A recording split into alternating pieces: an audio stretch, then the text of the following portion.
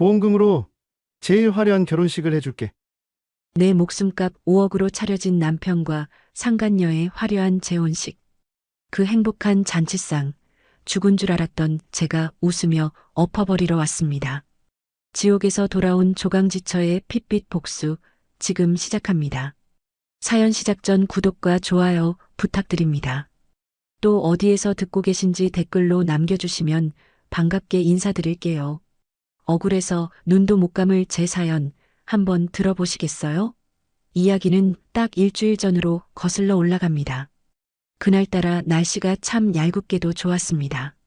봄볕은 따뜻하고 베란다에 내놓은 제라늄 꽃도 활짝 피었더랬죠. 안방에서 빨래를 개고 있는데 현관문 열리는 소리가 나더라고요. 보통은 술에 떡이 돼서 들어오거나 들어오자마자 밥 하고 소리나 지르던 남편인데 그날은 달랐습니다. 등 뒤에 뭔가를 감추고 쭈삣쭈삣 내 눈치를 살피는 꼴이 꼭 죄지은 강아지같이 뭡니까? 임자, 이거 받아. 무심하게 툭 던진 건 붉은 장미 꽃다발이었습니다. 세상에 결혼 30년 만에 꽃 선물이라니요. 내가 잘못 봤나 싶어 눈을 비비고 다시 봐도 장미꽃이 맞더라고요. 속으로는 이 인간이 뭘 잘못 먹었나, 밖에서 사고 쳤나 싶으면서도 여자 마음이란 게 참 간사하죠? 입꼬리가 자꾸 귀에 걸리는 걸 막을 수가 없었습니다. 당신 오늘 무슨 날이야? 해가 서쪽에서 뜨겠네. 아니 뭐, 다음 주가 우리 결혼 30주년이잖아. 그동안 고생만 시킨 것 같아서 우리 여행이나 갈까? 여행이라니. 그것도 단둘이서. 신혼여행 이후로 처음 있는 일이었습니다. 평생 시어머니 모시느라, 애들 키우느라, 남편 뒷바라지하느라 내 인생이라곤 쥐뿔도 없었던 저 이미자에게 30년 만에 포상 휴가가 떨어진 겁니다. 그때 제가 의심을 했어야 했는데 그 꽃다발이 내 무덤 장식꽃인 줄도 모르고 저는 그저 좋다고 희죽거렸습니다. 아이고, 이 등신아. 일주일 내내 저는 구름 위를 둥둥 떠다녔습니다.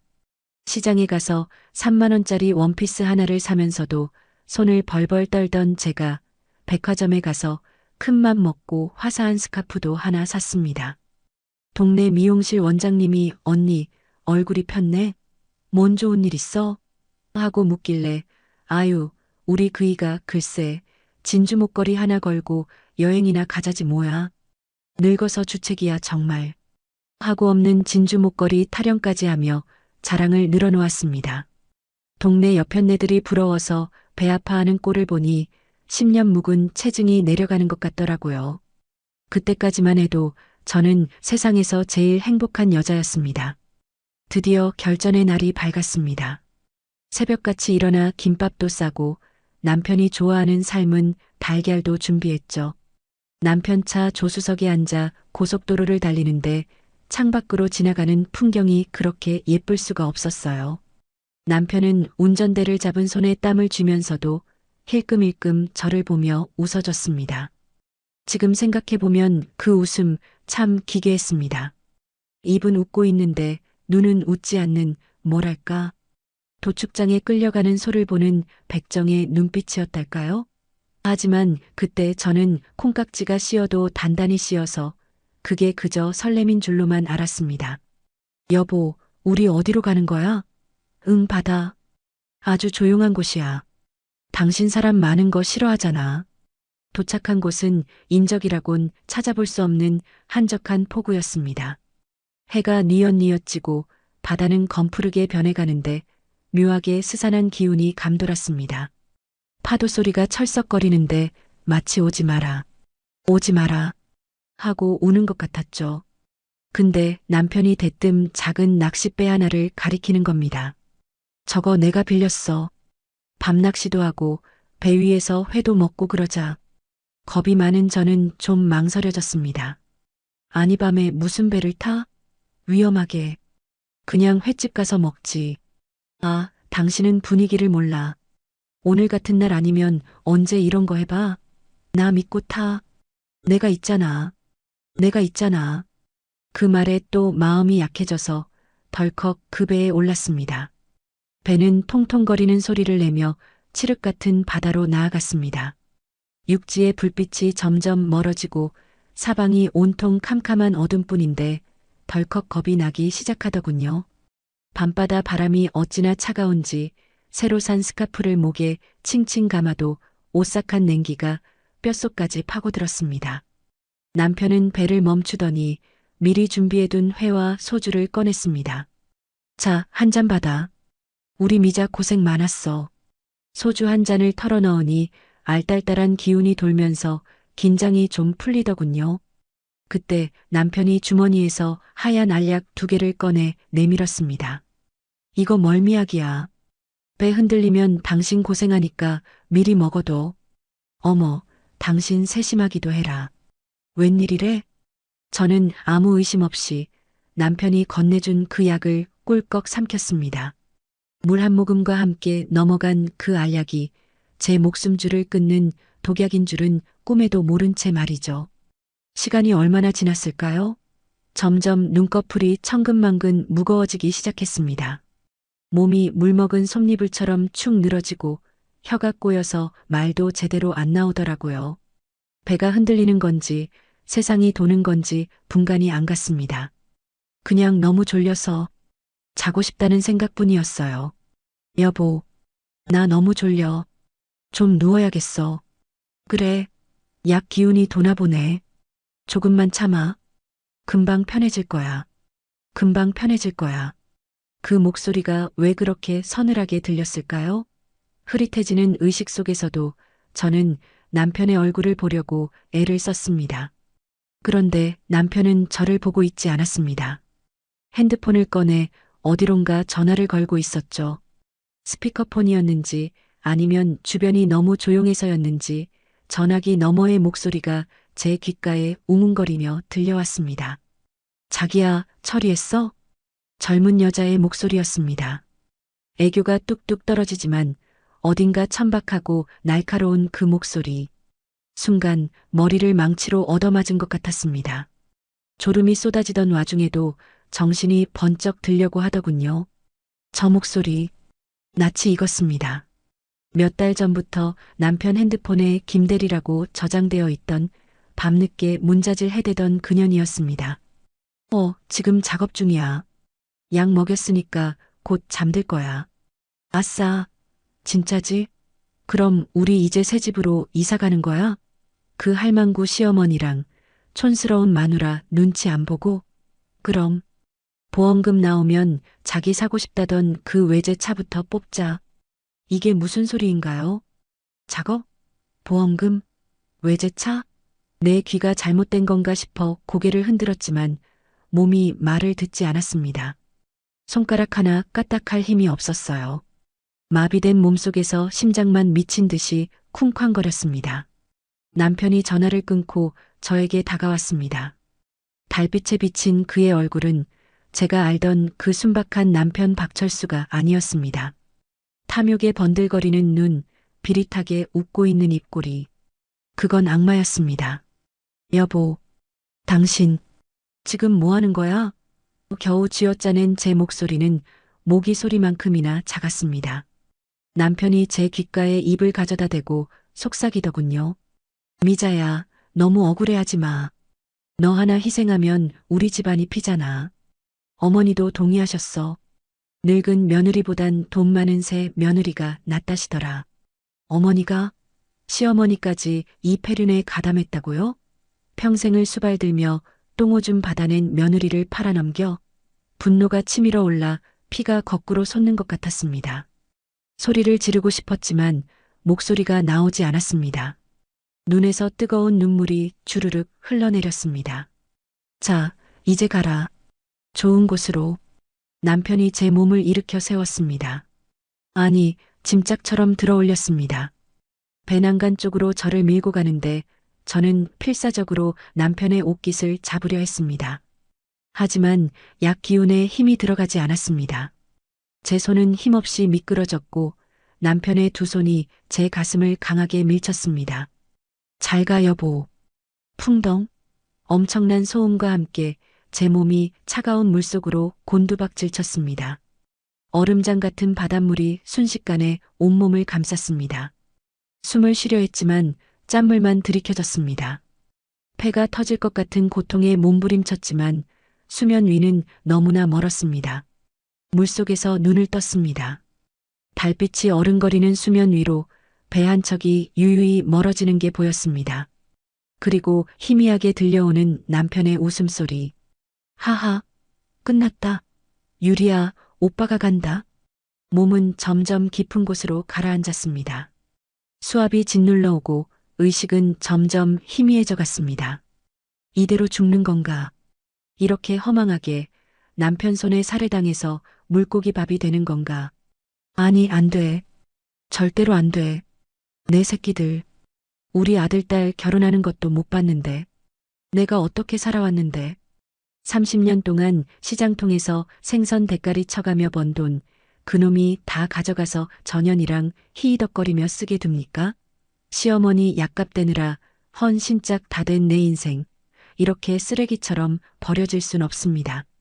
어두컴컴한 심해 속에서 꺼져가던 제 생명의 불씨 위로 시뻘건 불꽃이 타오르기 시작했습니다. 그건 살고 싶다는 본능이 아니었습니다. 그놈들을 죽이고 싶다는 살이었습니다. 신이여, 제발 나를 살려주소서.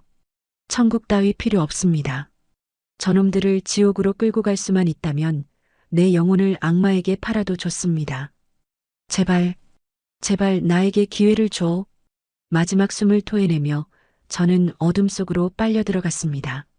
손을 뻗어 무언가를 잡으려 허우적거렸지만 잡히는 건 차가운 물살뿐. 의식이 끊어지는 마지막 순간 제 눈앞에 스쳐 지나간 건 주마등이 아니라 재혼식장에서 하얀 드레스를 입고 웃고 있을 그녀의 얼굴이었습니다. 그리고 저는 눈을 감았습니다. 어이, 여기 봐.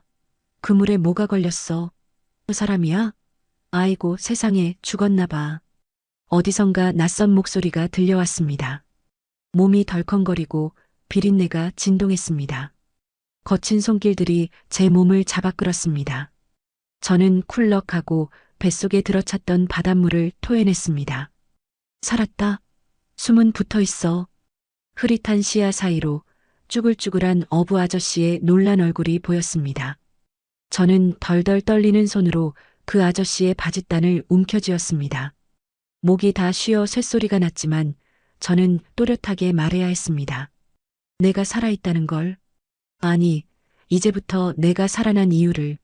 아저씨. 댁은 이제 살았어. 걱정 마. 아니요. 나 죽은 걸로 해주세요. 뭐? 그게 무슨 소리요? 저는 피 섞인 침을 뱉으며 입술을 깨물었습니다. 눈앞이 캄캄했지만 정신은 그 어느 때보다 맑았습니다. 박철수, 최유리, 그리고 시어머니 김말자. 기다려라. 니들이 죽인 이미자는 오늘 이 바다에서 죽었다. 이제부터 니들 숨통을 조이러 갈 사람은 지옥에서 돌아온 악귀니까. 눈을 떴을 때 가장 먼저 느껴진 건 썩은 곰팡내와 비릿한 바다 냄새였습니다. 온몸이 몽둥이로 두들겨 맞은 것처럼 욱신거려 손가락 하나 까딱할 수가 없더군요. 여기가 저승인가 싶었는데 천장에 매달린 낡은 선풍기가 덜덜거리며 돌아가는 게 보였습니다. 아, 나 살아있구나. 그 차가운 지옥에서 기어코 살아나왔구나. 정신이 좀 드는가? 그물 손질을 하던 쭈글쭈글한 어부 아저씨가 무뚝뚝하게 물 한 대접을 건네주셨습니다. 벌컥벌컥 물을 들이켜는데 목구멍이 타들어가듯 아팠습니다. 알고 보니 제가 꼬박 사흘을 알아누워 있었다고 하더군요. 아저씨는 저를 병원에 데려가려 했지만 제가 헛소리로 경찰은 안 돼, 죽은 걸로 해줘라고 하도 애원을 해서 차마 신고를 못하고 당신 집인 이 낡은 여관방에 뉘어놓았다고 했습니다. 생명의 은인 앞에서 제가 할 수 있는 건 퉁퉁 부은 눈으로 흘리는 눈물뿐이었습니다. 그런데 말이죠. 제 눈물을 쏙 들어가게 만든 건 방구석에 켜져 있던 낡은 텔레비전이었습니다. 뉴스 앵커 다음 소식입니다. 결혼 30주년 여행을 떠났다가 실족사한 아내를 그리워하며 며칠째 사고 해역을 떠나지 못하는 남편의 사연이 안타까움을 주고 있습니다. 심장이 덜컥 내려앉는 것 같았습니다. 화면에 익숙한 얼굴이 나왔습니다. 제 남편 박철수? 아니, 저를 바다에 밀어버린 살인마. 놈은 수척해진 얼굴에 까칠한 수염을 기르고 카메라 앞에서 세상 다 잃은 표정으로 오열하고 있었습니다. 미자야. 흐흑. 내가 잘못했어. 내가 배를 타자고 하는 게 아니었는데. 그 차가운 물속에서 얼마나 추웠니? 제발 시신이라도 찾게 해주세요. 흑흑. 아? 기가 막혀서 헛웃음이 나오더라고요. 연기 대상감입니다. 아주 청룡 영화상 나무주연상을 줘야 해요. 저 인간 평소엔 양파를 까도 눈물 한 방울 안 흘리던 위인입니다. 그런데 저렇게 닭똥 같은 눈물을 뚝뚝 흘리다니요.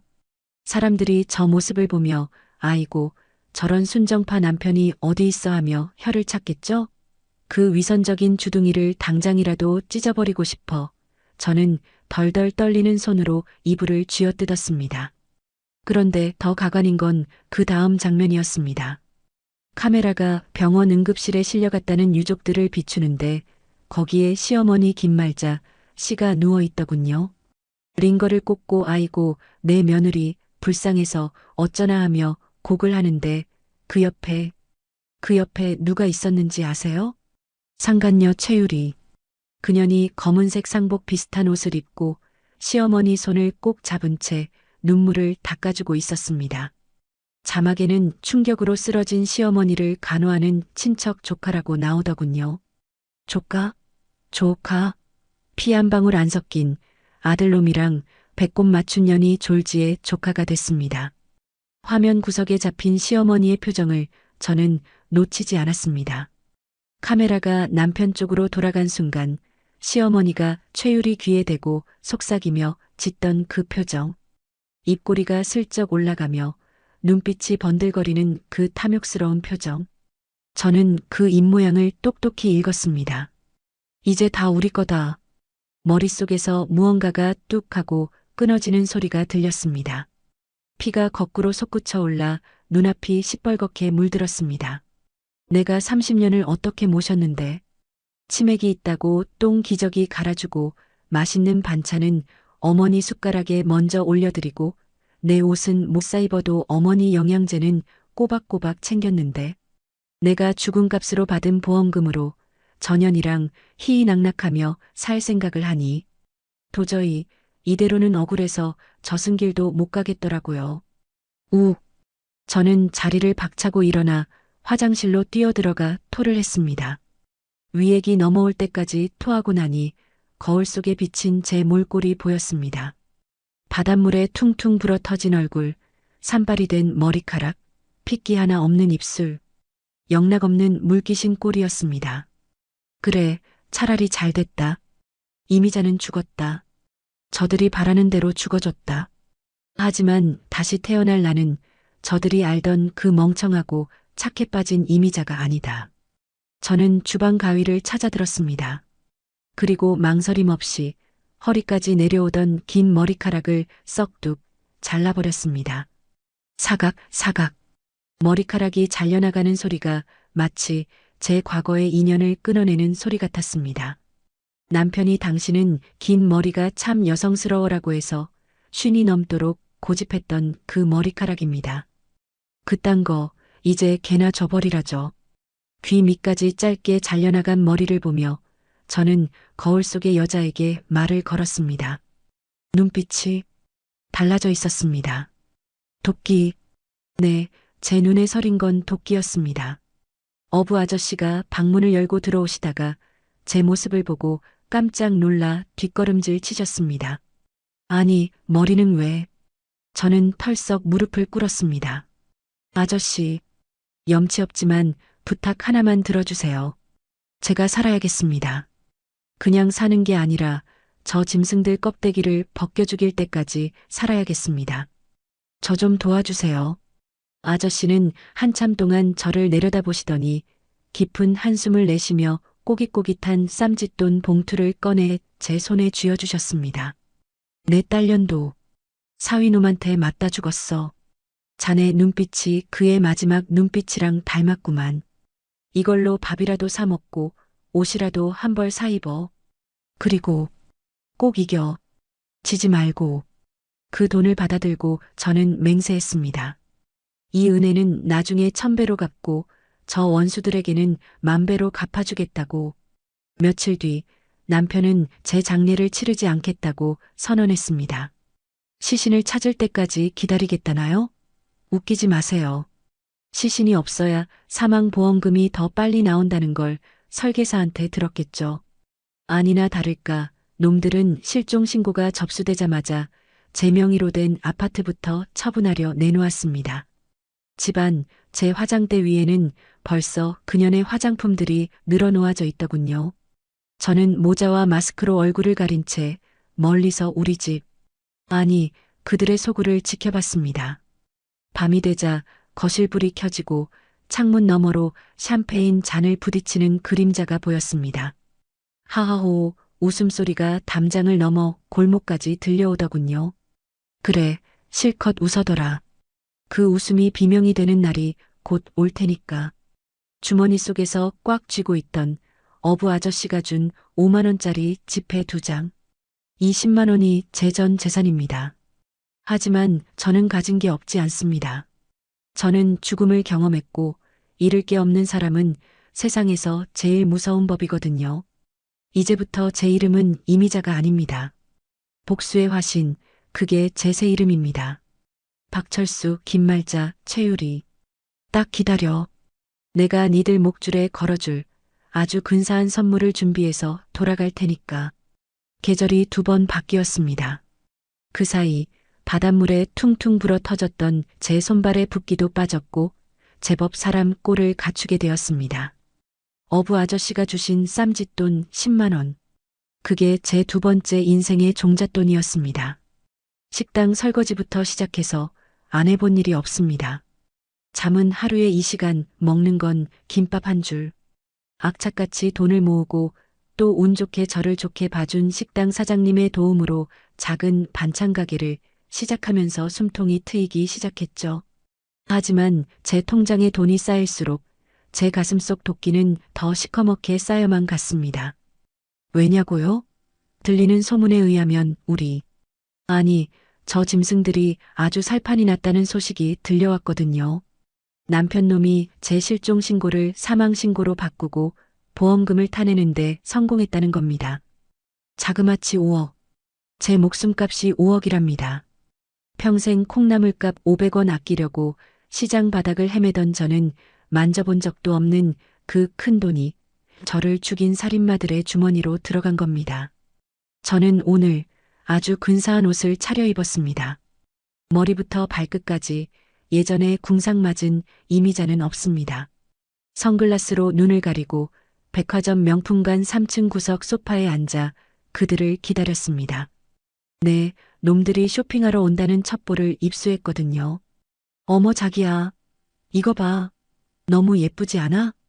익숙한 그러나 소름 끼치도록 가증스러운 목소리가 들려왔습니다. 저 멀리서 최유리가 팔짱을 낀 채 걸어오더군요. 온몸을 명품 로고가 박힌 옷으로 도배를 하고 손에는 제법 묵직해 보이는 쇼핑백을 주렁주렁 들고서요. 그 옆에는 제 남편 박철수가 예전엔 저한테는 한 번도 지어주지 않던 물주의 미소를 띠며 걷고 있었습니다. 그래, 유리야. 사고 싶은 거 다 사. 우리 이제 돈 걱정 없잖아. 진짜? 오빠 최고. 아, 참. 어머님 것도 하나 골라야지. 어머님, 이리 와보세요. 그 뒤를 따르는 노인네를 보고 저는 쓰고 있던 선글라스를 부러뜨릴 뻔했습니다. 시어머니 김말자 씨. 허리 아프다, 다리 아프다 하며 집안일은 손가락 하나 까딱 안 하던 양반이 굽 높은 구두를 신고 아주 날아다니시더군요. 화장은 또 얼마나 진하게 했는지 주름진 얼굴에 분칠을 하얗게 해놓은 게 꼭 강시 같았습니다. 아이고, 우리 새아기 안목도 좋지. 이게 요즘 유행이라며?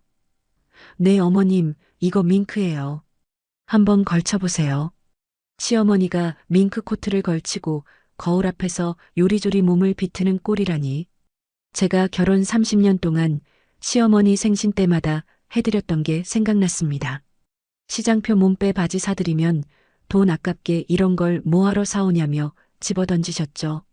제가 백화점 떨이 매대에서 산 5만 원짜리 스카프를 드렸을 땐 색깔이 촌스럽다며 걸레로 쓰셨던 분입니다. 그런데 지금 남편 놈이 바람나서 데려온 며느리를 죽인 공범인 저 상간녀가 골라준 옷을 입고는 입이 귀에 걸리셨습니다. 역시 우리 유리가 최고다. 전처 그 곰 같은 년은 센스가 없어서 이런 거 고를 줄도 모르는데 넌 어쩜 이렇게 싹싹하니? 들으셨어요? 곰 같은 년이랍니다. 30년을 수족처럼 부려먹고 병수발 다 들어준 며느리한테 할 소리입니까? 그게 제가 곰이었다면 당신은 그 곰의 등골을 빼먹은 거머리였습니다. 속이 문드러지다 못해 아주 바싹 타서 제가 되는 것 같더군요. 심장이 쿵쿵 뛰어서 갈비뼈가 아플 지경이었습니다. 그들은 매장에 들어가서도 한참을 깔깔거렸습니다. 직원이 건네준 샴페인을 마시며 마치 왕족이라도 된 양 거드름을 피우더군요. 그 샴페인 한 잔 값이 제가 새벽 시장에서 팔던 콩자반 20개 값일 텐데 제 피와 살이 녹아든 돈으로 축배를 들고 있는 겁니다. 저는 조용히 그들 뒤쪽 진열대로 다가갔습니다. 거리가 가까워지니 그들의 대화가 더 선명하게 들렸습니다. 자기야, 우리 결혼식장 꽃장식 말이야. 수국으로 싹 깔면 어때? 호텔 측에서 1,000만 원 추가하면 해준다는데. 1,000만 원? 뭐, 까짓 거 하지 뭐. 당신이 주인공인데 그 정도 못 해주겠어? 어머머 아들. 나도 한복 최고급 비단으로 맞추는 거다. 식장이 호텔인데 혼주가 꿀리면 안 되잖아. 걱정 마세요 어머니. 이번에 나온 보험금 말고도 미자 명의로 된 적금도 만기됐더라고요. 그거 깨서 다 쓰세요. 아, 내 적금. 매달 생활비 쪼개고 쪼개서 나중에 늙으면 남편이랑 실버타운이라도 갈까 싶어 10년을 부은 그 적금까지. 손발이 부들부들 떨려서 서 있을 수가 없었습니다. 진열된 가방을 꽉 움켜쥐었습니다. 가죽에 제 손톱 자국이 날 정도로요. 그때였습니다. 매장 직원이 저를 보고 다가왔습니다. 손님, 도와드릴까요? 찾으시는 거 있으세요? 직원의 목소리에 쇼핑 산매경에 빠져있던 박철수가 고개를 획 돌렸습니다. 순간 저와 눈이 마주칠 뻔했죠. 저는 재빨리 고개를 돌리고 챙이 넓은 모자를 푹 눌렀었습니다.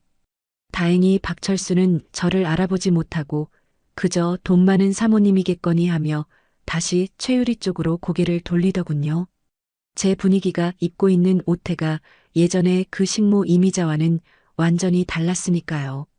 아니요, 그냥 둘러보는 중이에요. 물건이 참 싸구려 같네요. 주인 닮아서 그런가. 제가 일부러 들으라고 툭 던진 말에 최유리가 발끈해서 돌아봤습니다. 뭐요? 지금 뭐라고 했어요? 저는 선글라스 너머로 그년을 쏘아보며 입가에 비릿한 미소를 머금고 유유히 매장을 빠져나왔습니다. 등 뒤에서 뭐야 저 여자? 재수없게 하며 꾀꾀거리는 소리가 들렸지만 저는 뒤돌아보지 않았습니다. 지금은 때가 아니니까요. 여기서 머리채 잡고 싸우는 건 너무 시시하잖아요. 더 큰 무대, 더 많은 관객이 필요합니다. 놈들의 추악한 민낯을 만천하에 까발리려면 말이죠. 백화점을 나와 저는 놈들이 예약했다는 호텔 예식장으로 향했습니다.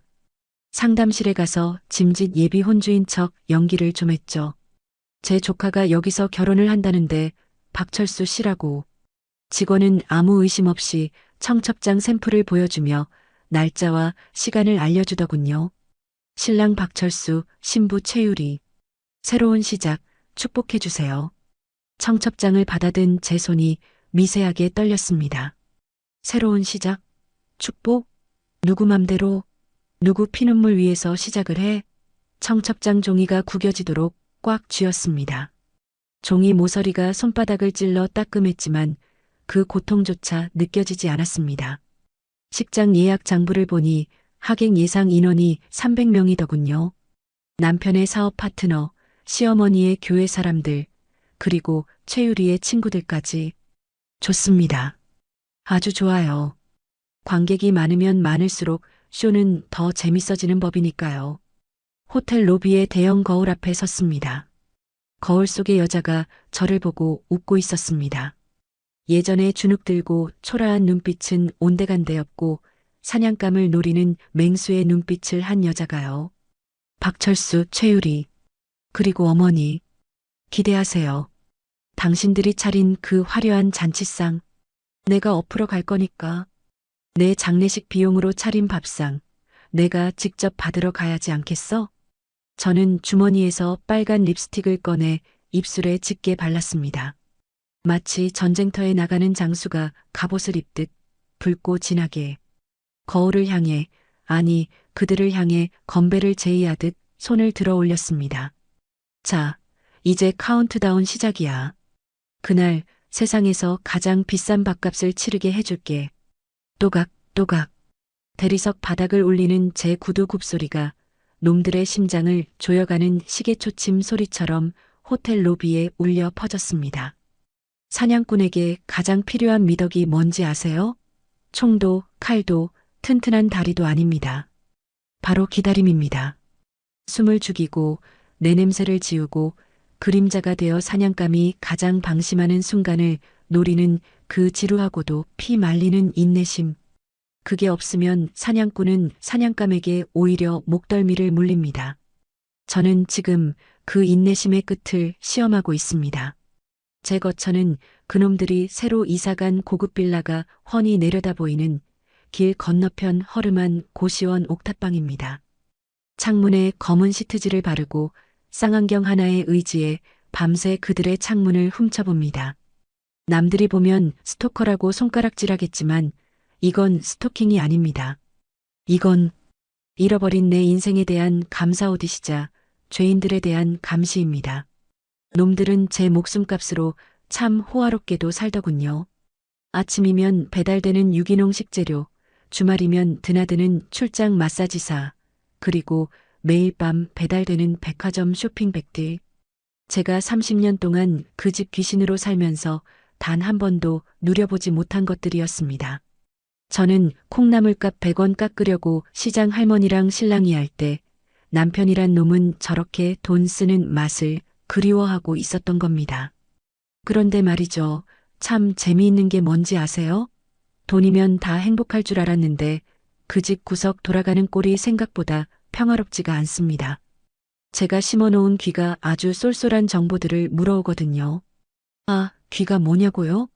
그들이 이사 가기 전 이삿짐 센터 직원으로 위장해 몰래 들어가 거실 소파 밑과 안방 침대 헤드 뒤에 붙여놓은 초소형 녹음기 말입니다. 요즘 세상 참 좋아졌더라고요. 손가락만 한 기계 하나면 저들이 코 고는 소리까지 생생하게 제 이어폰으로 전해지니까요. 자, 한번 들어보실래요? 오늘 아침 식탁에서 오간 대화입니다. 어머니, 또 제 화장대 건드리셨어요? 어제 사온 영양 크림 어디 갔냐고요? 아니, 인연이 아침부터 시어미를 도둑 취급하네. 내가 내 거 좀 쓰면 안 되냐? 어차피 그거 다 내 아들이 번 돈으로 산 거잖아. 아들이 번 돈이요? 그거 미자 언니 죽고 나온 보험금이잖아요. 엄밀히 말하면 우리 오빠 돈도 아니지. 어머, 미자? 너 지금 죽은 사람 이름을 어디서 함부로 올려? 재수없게. 들리세요? 재수없게라니. 불과 몇 달 전만 해도 우리 유리 복덩이라며 똥구멍이 닳도록 빨아주던 시어머니였습니다. 그런데 돈이라는 게 참 무서워요. 공돈이 생기니까 서로 더 많이 가지려고 으르렁거리는 꼴이 꼭 먹이 하나 놓고 싸우는 하이에나 떼 같습니다. 상간녀 최유리, 저 여우 같은 년도 본색을 드러내기 시작했죠. 예전엔 시어머니 비위 맞추느라 간이랑 쓸개 다 빼줄 것처럼 하더니 이제 안방마님 자리 꿰찼다 이거죠. 저는 이 싸움에 기름을 붓기로 했습니다. 그냥 두면 시시하잖아요. 조금 더 활활 타오르라고 제가 아주 작은 불씨 하나를 던졌습니다. 저는 대포폰 하나를 구해서 시어머니 김말자 씨에게 문자 한 통을 보냈습니다. 내용은 아주 심플했습니다. 김말자 여사님, 며느리 되실 최유리 씨가 최근 친정 오빠 빚 1억 원을 갚아줬다는 사실 알고 계신가요? 물론 사실입니다. 제가 뒷조사 하나는 기막히게 해놨거든요. 문자를 보내고 10분쯤 지났을까요? 제 이어폰 너머로 와장창 하고 접시 깨지는 소리가 들려왔습니다. 이 도둑년아, 내가 감히 내 돈을 빼돌려. 아니, 어머니 갑자기 왜 이러세요? 무슨 소리예요? 시침이 떼지 마. 내 오빠 빚 갚아줬다며. 그 돈이 어떤 돈인데 내가 며느리 잡아먹고. 아니, 며느리 목숨값으로 받은 돈인데 내가 그걸 내 친정에 퍼줘. 아이고, 김말자 씨. 제 입으로 며느리 잡아먹고라고 실토를 하시네요. 저는 그 대목을 놓치지 않고 따로 녹음 파일로 저장해뒀습니다. 아주 훌륭한 증거가 될 테니까요. 집안 꼴이 아주 볼만했습니다. 최유리는 억울하다며 소리를 지르고 남편 박철수는 중간에서 그만들 좀 해. 하고 고함을 치고 저는 고시원 방바닥에 누워 그 아수라장을 생중계로 들으며 편의점에서 사온 캔맥주를 땄습니다. 캬, 맥주 맛이 이렇게 달콤할 수가 없습니다. 하지만 너무 방심하면 안 되겠죠. 박철수, 그 인간이 의심이 많거든요. 겁이 많아서 오히려 예민한 타입입니다. 며칠 전에는 정말 간담이 서늘한 일이 있었습니다. 결정적인 증거, 그러니까 남편이 상간녀와 모의해서 저를 죽였다는 직접적인 육성이 담긴 파일을 확보하기 위해 제가 놈들이 자주 가는 단골 횟집에 잠입했을 때였습니다. 서빙하는 아줌마가 잠깐 자리를 비운 사이 제가 앞치마를 두르고 룸으로 들어갔죠. 모자를 푹 눌러쓰고 마스크를 썼지만 그래도 혹시나 알아볼까봐 심장이 입 밖으로 튀어나올 것 같았습니다. 여기 매운탕 나왔습니다. 최대한 목소리를 깔고 냄비를 내려놓는데 제 손목에 있는 화상 흉터가 살짝 드러났습니다. 기름 튀어서 생긴 남편도 알고 있는 그 흉터 말입니다.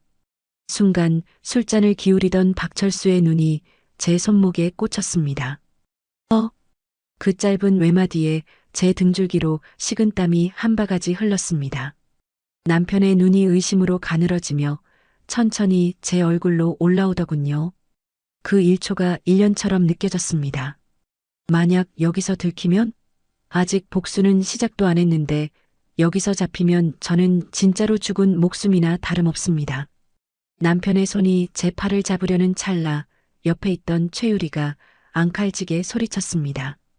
자기야, 내 말 안 들어? 식장에 수국 갈 거냐고 말 거냐고. 그 덕분에 남편의 시선이 분산됐습니다.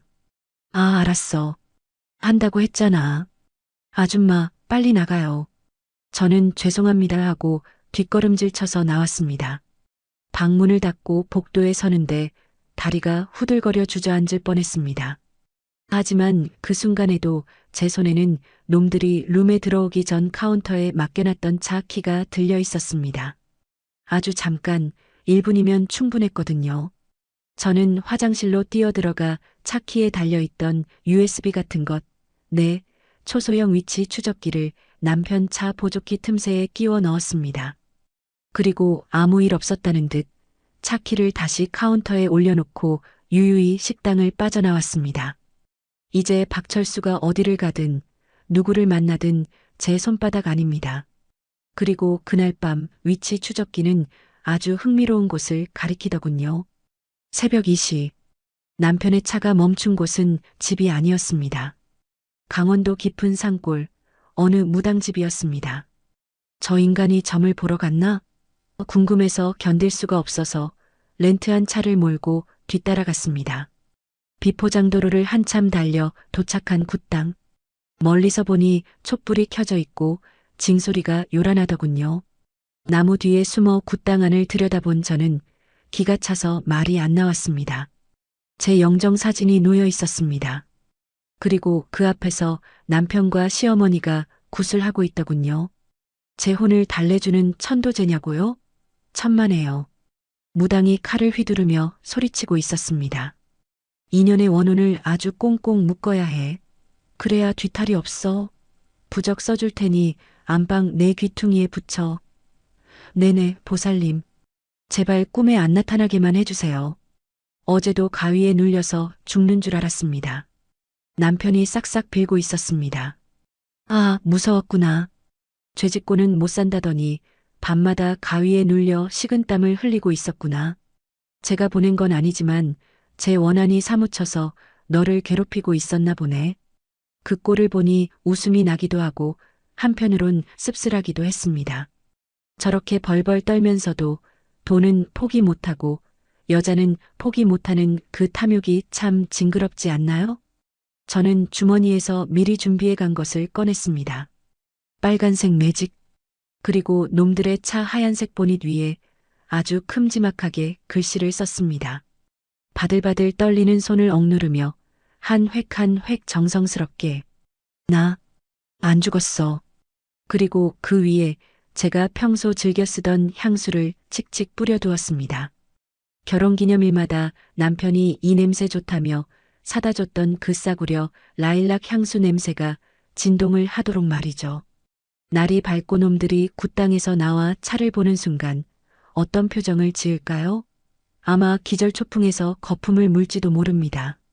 무당이 써준 부적이요? 그딴 게 무슨 소용이겠어요. 산 사람이 귀신보다 더 무서운 법인데. 집으로 돌아오는 길 동이 터오고 있었습니다. 붉게 떠오르는 해를 보며 저는 다짐했습니다. 이제 장난은 끝났다. 그림자 놀이는 충분히 했으니 이제 실체를 드러낼 준비를 해야겠다고요. D-데이가 얼마 남지 않았습니다. 놈들의 결혼식. 그 화려한 무대 위에서 제가 주인공이 되어 스포트라이트를 받을 그날이 다가오고 있습니다. 증거는 차고 넘치게 모았습니다. 남편의 살인모의 녹취록, 시어머니와 상간녀의 패륜적인 대화, 그리고 굿당에서의 자백까지. 이것들을 어떻게 터뜨려야 가장 극적일지 저는 매일 밤 시나리오를 쓰고 또 씁니다.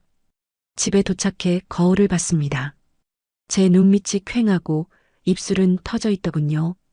복수라는 게 남을 해치는 일이기도 하지만 제 영혼을 갉아먹는 일이기도 한가 봅니다. 하지만 멈출 수 없습니다. 여기서 멈추면 저는 정말로 억울하게 죽은 물귀신이 되는 거니까요. 미자야, 조금만 더 버티자. 다 왔어. 내가 흘린 피눈물, 저들이 피토하게 만들어줘야지. 저는 차가운 물로 세수를 하며 열을 식혔습니다. 그런데 그때 띵동 마이너스하고 문자 알림음이 울렸습니다. 제 대포폰이 아니라 제가 예전에 쓰던 남편이 해지했을 거라고 생각했던 그 번호로 문자가 온 겁니다. 어떻게 된 일일까요? 저는 죽은 걸로 처리돼서 번호가 없어졌을 텐데. 알고 보니 남편 놈이 제 핸드폰을 살려두고 있었던 겁니다. 왜냐고요? 제 명의로 된 사이트 비밀번호 찾고 인증번호 받으려고요. 정말 치밀하고 역겨운 놈이죠. 그런데 그 문자의 발신인이 최유리였습니다. 오빠, 나 솔직히 무서워. 아까 식당에서 본 여자, 뒷모습이 꼭 그 여자 같았어. 우리 진짜 괜찮은 거 맞지? 만약 살아있으면 우리 끝장이야. 아? 걸려들었군요. 최유리, 인연도 찔리는 게 있으니 제 헛것이 보이나 봅니다. 불안감. 그게 바로 지옥의 입구입니다.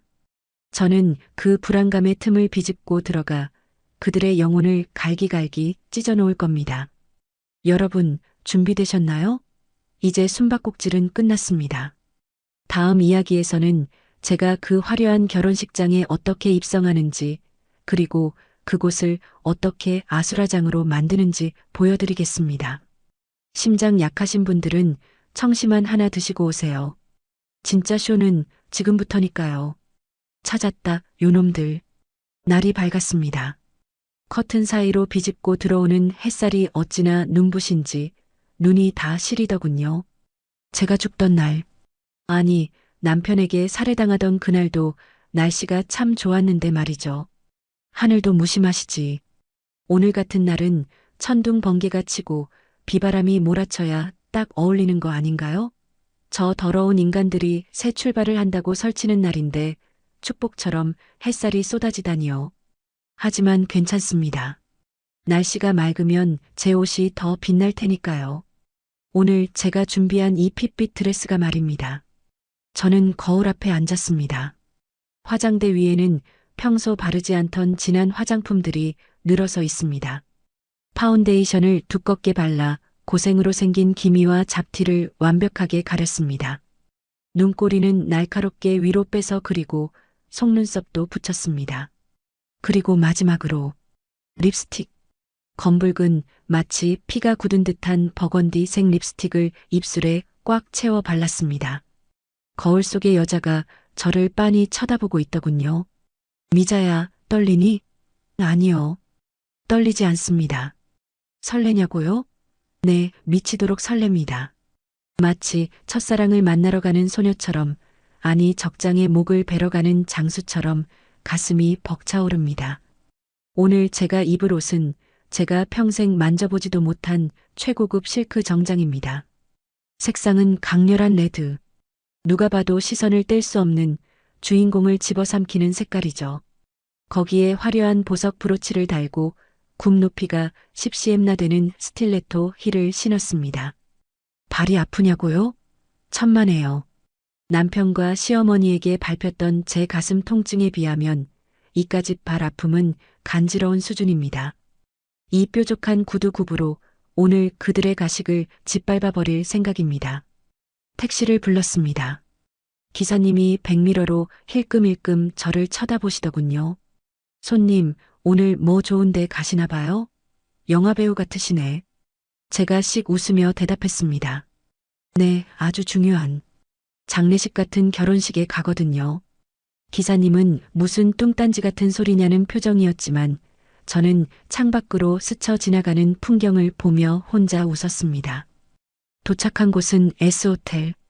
시내에서 가장 비싸다는 특급 호텔입니다. 로비에 들어서자마자 샹들리에 불빛이 쏟아지고 은은한 클래식 음악이 흐르더군요. 바닥 대리석은 어찌나 반질반질한지 얼굴이 비칠 정도였습니다. 아, 기가 막혀서. 우리 결혼할 때는 돈 없어서 동네 예식장에서, 그것도 점심시간 피해서 삼시 타임에 헐레벌떡 했었는데, 사진 기사 부를 돈도 아까워서 친구가 찍어준 사진 몇 장이 전부였는데, 제 목숨값 5억으로 이 인간들은 여기서 왕족놀이를 하고 있네요. 속에서 뜨거운 용암이 부글부글 끓어오르는 것 같았지만 저는 차가운 냉수로 그 불을 껐습니다. 지금 화내면 지는 겁니다. 우아하게, 그리고 잔혹하게. 그게 오늘의 모토니까요. 저는 로비 구석 기둥 뒤에 자리를 잡고 하객들을 지켜봤습니다. 화환이 줄지어 서 있더군요. 사업 번창하세요. -5억 건설 사장 축 결혼 동문회 일동 남편 놈 사기쳐서 번 돈으로 인맥 관리 하나는 기막히게 했나 봅니다. 하객들이 삼삼오오 모여 웅성거리는 소리가 들렸습니다. 야, 박 사장 능력 좋아. 마누라 죽은 지 얼마나 됐다고 벌써 재혼이야? 그러게 말이야. 근데 그 전처가 보험금을 엄청 남겼다며? 그 돈으로 사업도 확장하고 새 장가도 가고 박 사장이 전생에 나라를 구했나 봐. 새 신부가 엄청 젊다던데? 띠동갑도 넘는다며? 하여간 남자들은 돈 있으면 다 도둑놈이 된다니까. 낄낄낄. 들리세요? 저 추악한 뒷담화들. 저들은 알고 있습니다. 이게 정상적인 결혼이 아니라는 걸. 하지만 상관없다는 듯 축의금 봉투를 내밀고 식권을 받아듭니다.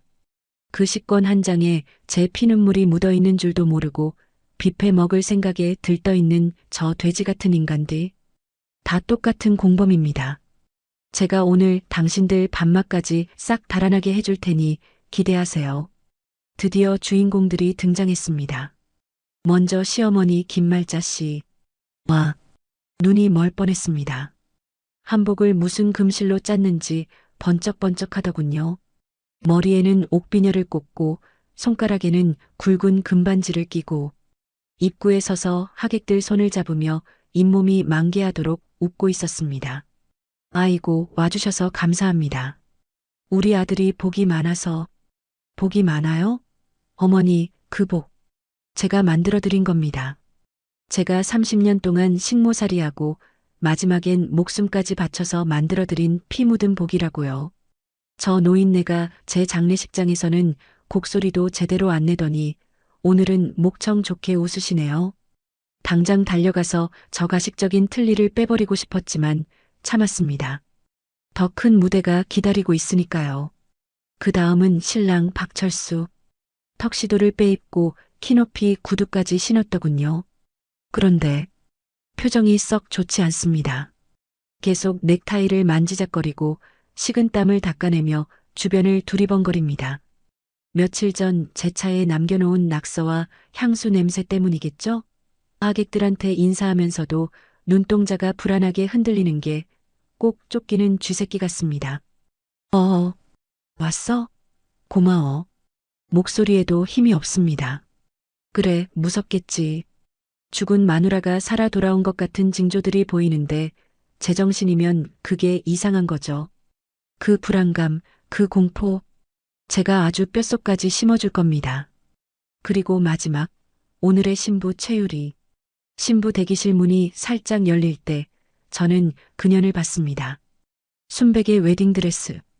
가슴이 깊게 파이고 비즈가 화려하게 박힌 수입 드레스랍니다. 천사 코스프레라도 하고 싶은 걸까요? 거울을 보며 화장을 고치는데 그년 표정도 묘합니다. 행복해 보이면서도 왠지 모를 초조함이 묻어 있습니다. 핸드폰을 손에서 놓지 못하고 계속 확인하더군요.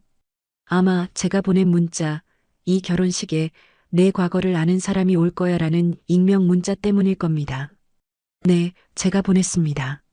식장에 폭탄을 설치한 테러리스트의 마음으로 그들의 멘탈을 하나하나 부수어 놓았죠. 신랑, 신부 입장 준비해 주세요. 직원의 외침과 함께 식장 안으로 사람들이 우르르 들어갔습니다. 웅장한 오케스트라 연주가 시작되고 사회자의 목소리가 울려 퍼졌습니다. 자, 오늘 세상에서 가장 아름다운 커플의 성스러운 예식을 시작하겠습니다. 성스러운? 지나가던 개가 웃겠습니다. 불륜과 살인과 폐륜으로 얼룩진 이 결혼식이 성스럽다면 지옥도 성스러운 곳이겠네요. 저는 로비에 남겨진 대형 웨딩 사진 액자 앞으로 다가갔습니다. 행복하게 웃고 있는 두 사람의 얼굴. 저는 핸드백에서 빨간 립스틱을 꺼냈습니다. 그리고 아무도 보지 않는 틈을 타 액자 유리 위 신부의 얼굴에 길게 붉은 줄을 그었습니다. 마치 칼자국처럼 아주 선명하게요. 이건 예고편입니다. 본편은 안에서 시작될 테니까요. 이제 제가 들어갈 차례입니다. 식장 문은 굳게 닫혀 있고 안에서는 양가 어머님들의 화촉 점화가 진행되고 있습니다. 저는 닫힌 문 앞에 섰습니다. 진행 요원이 저를 막더군요. 저기요, 시작했습니다. 지금 들어가시면 안 되는데요. 제가 선글라스를 벗고 그 직원을 정면으로 쳐다봤습니다. 그리고 품 안에서 봉투 하나를 꺼내 보여줬습니다. 아주 두툼한 봉투. 이거 신랑 박철수 씨가 저한테 꼭 전달해달라고 한 특급 이벤트 소품인데요. 지금 안 들어가면 당신이 책임질래요? 당연히 거짓말이죠. 하지만 제 기세가 너무 당당해서일까요? 아니면 제 옷차림이 너무 귀부인 같아서일까요? 직원은 당황하더니 슬그머니 문고리를 잡았습니다. 아, 네. 그럼 조용히 뒤쪽으로. 아니요. 제가 직원의 말을 끊었습니다. 조용히는 안 되죠. 저는 아주 요란하게 들어갈 거거든요. 안에서는 사회자가 외치고 있었습니다. 자, 이제 오늘의 주인공, 신랑 박철수 군과 신부 최유리 양의 입장이 있겠습니다. 하객 여러분, 뜨거운 박수 부탁드립니다. 빰빠밤 마이너스 결혼 행진곡이 울려 퍼지기 시작했습니다. 문틈으로 보니 조명이 어두워지고 버질로드에만 스포트라이트가 비칩니다. 저 길, 제가 30년 전 촌스러운 드레스를 입고 걸었던 그 길. 오늘은 전연이 저 길을 걷겠다고 서 있습니다. 저는 심호흡을 한번 크게 들이마셨습니다. 폐부 깊숙이 들어오는 공기에서 화약 냄새가 나는 것 같았습니다. 심장이 쿵, 쿵, 쿵, 북소리처럼 귓가를 때립니다. 이건 두려움이 아닙니다. 이건 전투 개시를 알리는 북소리입니다. 저는 손에 들고 있던 클러치백을 고쳐 잡았습니다. 그 안에는 마이크가 들어 있습니다. 네, 이 호텔 음향 담당 아르바이트생에게 20만 원을 쥐어주고 미리 빼돌린 무선 마이크죠. 제 목소리를, 제 분노를 이 식장에 있는 모든 사람들의 고막에 때려 박을 준비는 끝났습니다. 열어요. 제 짧고 차가운 명령에 직원이 쭈뼛거리며 양쪽 문을 활짝 열었습니다. 끼잉 마이너스 하는 소리는 나지 않았습니다. 아주 부드럽고 웅장하게 문이 열렸습니다. 식장 안은 어두웠습니다. 오직 버질로드 위만 빛나고 있었죠. 신랑 신부가 막 첫 발을 떼려는 그 순간, 그 완벽한 타이밍에 문이 열리며 외부의 빛이 식장 안으로 쏟아져 들어갔습니다. 사람들의 시선이 일제히 뒤쪽으로 바로 저에게로 쏠렸습니다. 누구야? 뭐지? 이벤트인가? 웅성거림이 파도처럼 번져나갔습니다. 신랑과 신부도 걸음을 멈추고 뒤를 돌아보았습니다. 역광 때문에 제 얼굴은 잘 보이지 않을 겁니다. 하지만 그들은 느꼈을 겁니다. 저 실루엣, 저 붉은 드레스, 그리고 저 압도적인 살기. 저는 천천히, 아주 천천히 한 발을 내디뎠습니다. 또각, 대리석 바닥을 찍는 하이힐 소리가 음악 소리를 뚫고 날카롭게 울려 퍼졌습니다. 또각, 또각, 마치 사형 선고를 내리는 판사의 망치 소리처럼, 혹은 저승사자가 걸어오는 발소리처럼, 저 멀리 단상 위에 있는 남편의 얼굴이 사색이 되어가는 게 보입니다. 신부의 얼굴이 경악으로 일그러지는 게 보입니다. 시어머니가 입을 벌린 채 얼어붙은 게 보입니다. 그래요, 바로 그 표정입니다. 제가 바다 한가운데서 죽어가며 보고 싶었던 그 공포에 질린 표정. 이제 시작입니다. 당신들의 축제는 끝났습니다. 이제부터는 저 이미자의 단독 콘서트입니다. 저는 마이크 스위치를 켰습니다.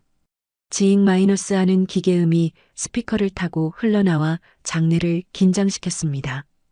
음악이 멈췄습니다. 정막. 그 무거운 침묵 속에서 저는 어둠을 뚫고 빛 속으로 걸어 들어갔습니다. 붉은 악마처럼, 아니, 지옥불에서 살아 돌아온 심판자처럼. 안녕? 내 남편, 그리고 내 동생. 잔치가 참 화려하네. 근데 어쩌지? 주인공이 아직 안 왔는데 벌써 시작하면 섭섭하잖아. 시간이 멈춘다는 게 이런 건가 봅니다. 제가 주인공이 아직 안 왔는데라고 한마디 내뱉는 순간 그 넓은 호텔 예식장이 찬물을 끼얹은 듯 조용해졌습니다. 300명의 하객, 사회자, 주례 선생님, 그리고 단상 위에 서 있던 저 3명의 죄인들까지 모두가 숨을 멈추고 저를 쳐다봤습니다. 저는 그 정막이 너무나 달콤했습니다. 30년 동안 저는 투명 인간이었습니다. 남편 밥상 차릴 때도, 시어머니 약 챙겨드릴 때도 그들은 저를 공기처럼 취급했었죠. 그런데 지금 이 순간만큼은 이 세상의 중심이 저 이미자입니다. 모든 시선이, 모든 조명이 저를 향해 있습니다. 짜릿하더군요. 온몸의 세포가 춤을 추는 것 같았습니다. 저는 버질로드 입구에 서서 천천히 단상을 올려다봤습니다. 역광 때문에 제 얼굴이 잘 안 보였을 겁니다. 하지만 그들은 본능적으로 알아챘습니다. 저 붉은 정장, 저 목소리, 그리고 저 죽음의 냄새를요. 남편 박철수의 얼굴이 백지장처럼 하얗게 질려가는 게 여기서도 선명하게 보였습니다. 입술을 달달 떨며 옆에 있는 최유리의 팔을 꽉 움켜쥐더군요. 최유리는 아파. 왜 이래? 하며 뿌리치려다 제 쪽을 보고는 그대로 얼어붙었습니다. 그리고 우리 시어머니 김말자 씨. 눈이 튀어나올 것처럼 커지더니 입을 뻐끔거리며 뒷걸음질을 칩니다. 마치 저승사자를 본 사람처럼요. 자, 이제 걸어가 볼까요? 저는 한 발자국, 또 한 발자국 버질로드를 밟으며 나아갔습니다. 원래 신부가 수줍게 걸어가야 할 이 꽃길이 오늘은 저들을 지옥으로 안내하는 저승길이 되었습니다. 또각, 어머, 저 여자 누구야? 또각. 설마 죽었다던 전처 아니야? 닮았는데? 또각. 미친 거 아니야? 귀신이야 사람이야? 하객들 사이에서 비명 섞인 수군거림이 터져나오기 시작했습니다. 저는 고개를 돌려 좌우의 하객들을 천천히 둘러봤습니다. 남편의 친구라는 작자들, 시어머니의 교회 집사님들, 제가 살아있을 때 저를 촌스럽다, 무식하다 하며 뒤에서 씹어대던 그 인간들이 지금은 겁에 질려 제 눈을 피하고 있습니다. 웃어줬습니다. 아주 환하게, 그리고 섬뜩하게요. 그러자 앞줄에 앉아있던 한 아주머니가 히익 하며 뒤로 넘어지더군요. 재밌습니다. 아주 재밌어요. 단상까지 10m. 이제 놈들의 표정이 아주 HD 화면처럼 선명하게 보입니다. 남편은 다리가 풀렸는지 주춤거리며 단상을 짚고 있었습니다. 그의 눈동자가 지진 난 것처럼 흔들립니다. 믿을 수 없겠죠. 분명 자기 손으로 약을 먹이고 자기 손으로 밀어서 바다에 빠뜨렸으니까요. 사체 검안서만 없을 뿐 완벽한 죽음이었으니까요. 그런데 그 죽은 마누라가 시퍼렇게 살아서 그것도 자기들이 훔친 돈으로 산 명품보다 더 비싼 옷을 입고 걸어오고 있으니 미치고 팔짝 뛸 노릇일 겁니다. 저는 단상 바로 앞까지 걸어갔습니다. 그리고 멈춰 섰습니다. 사회자가 당황해서 마이크를 들고 덜덜 떨더군요. 저기, 누구십니까? 이러시면 곤란합니다. 저는 사회자를 쳐다보지도 않고 오직 박철수의 눈만 뚫어져라 쳐다보며 말했습니다. 손에 든 마이크에 제 목소리가 아주 또렷하게 실려나갔습니다. 여보 나야. 미자. 그 한마디, 그 짧은 이름 두 글자가 기폭제가 되었습니다. 으아. 남편 박철수가 비명을 지르며 뒤로 나자빠졌습니다. 그냥 넘어진 게 아니었습니다. 얼마나 놀랐는지 놈의 밝은 회색 턱시도 바지 사타구니가 순식간에 축축하게 젖어 들어가는 게 보였습니다. 네, 여러분이 상상하시는 그거 맞습니다. 오줌을 지린 겁니다. 나이 60 먹은 사내놈이 전처가 살아 돌아온 게 무서워서 하객들 300명 앞에서 오줌을 쌌습니다. 비릿한 지린내가 단상 아래까지 확 풍겨오더군요. 평소에 남자는 가오가 생명이라며 큰 소리치던 인간의 꼴이 참 가관입니다. 철수 씨, 정신 차려. 왜 이래? 최유리가 넘어진 남편을 일으키려다 축축한 바지를 보고 기겁을 하며 손을 뗍니다. 아, 더러워. 이게 뭐야? 아이고, 사랑한다면서요? 죽고 못 사는 사랑이라며 남의 가정 파탄내고 결혼까지 했으면 똥오줌도 받아줘야 하는 거 아닌가요? 제 눈엔 그저 코미디가 따로 없습니다. 그때였습니다. 옆에서 부들부들 떨고 있던 시어머니 김말자 씨가 갑자기 발작을 시작했습니다. 귀신이다. 귀신이 나왔어. 할망구가 옥비녀가 빠져라 고개를 흔들며 소리를 질러댔습니다. 내가 안 죽였어. 철수가 그랬어. 철수가 밀었어. 나는 모르는 일이야. 아이고 나 살려라. 미자, 귀신이 날 잡으러 왔어. 오호라. 자백을 하시네요? 누가 묻지도 않았는데 제발 저려서 술술 붑니다. 식장이 순식간에 아수라장이 되었습니다. 하객들이 웅성거리는 소리가 거대한 파도처럼 일었습니다. 뭐라고? 철수가 밀었다고? 살인이야? 세상에 며느리를 죽였단 말이야? 귀신이라니 저 여자 죽은 거 아니었어? 저는 이 타이밍을 놓칠 수 없었습니다. 저는 성큼성큼 단상 위로 올라갔습니다.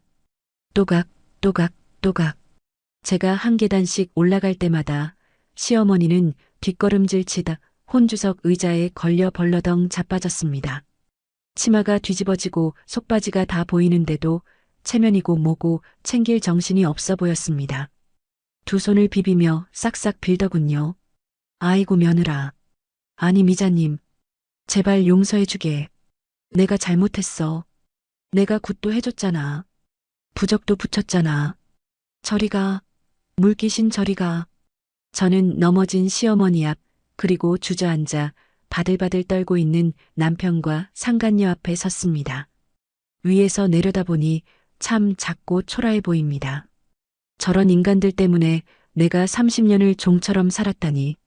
저런 인간들이 무서워서 내가 바닷속에서 숨을 참았다니. 저는 마이크를 입에 가까이 댔습니다. 그리고 식장이 떠나가라 소리치는 대신 아주 낮고 차가운 목소리로 속삭이듯 말했습니다.